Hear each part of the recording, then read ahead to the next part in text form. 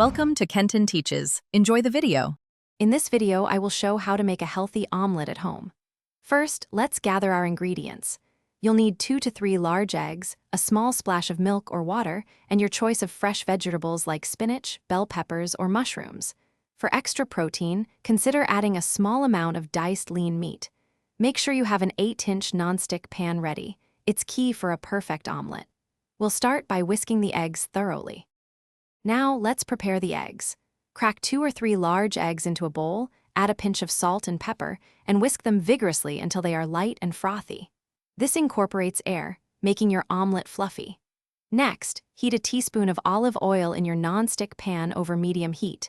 Add your chopped vegetables and sauté them for about 2 to 3 minutes until they are tender crisp. Remove the cooked vegetables from the pan and set them aside for later. It's time to cook the omelet itself. Return your pan to medium heat and add a tiny bit more oil if needed. Pour the whisked eggs into the hot pan, tilting it gently to ensure the bottom is evenly coated. Let the eggs cook undisturbed for about 1 minute or until the edges begin to set.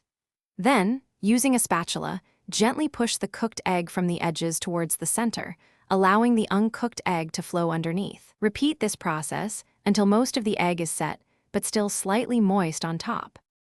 Once the omelet is mostly set, sprinkle your sautéed vegetables and any desired cheese, like a 1/4 cup of shredded cheddar, over 1/2 of the omelet.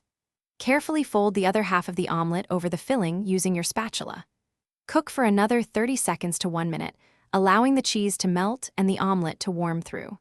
Slide your perfectly cooked, healthy omelet onto a plate and serve immediately. For more great deals, and to check out the Echo Dot smart speaker, be sure to look for the link in the description below. Thanks for watching. Please subscribe if this video was helpful.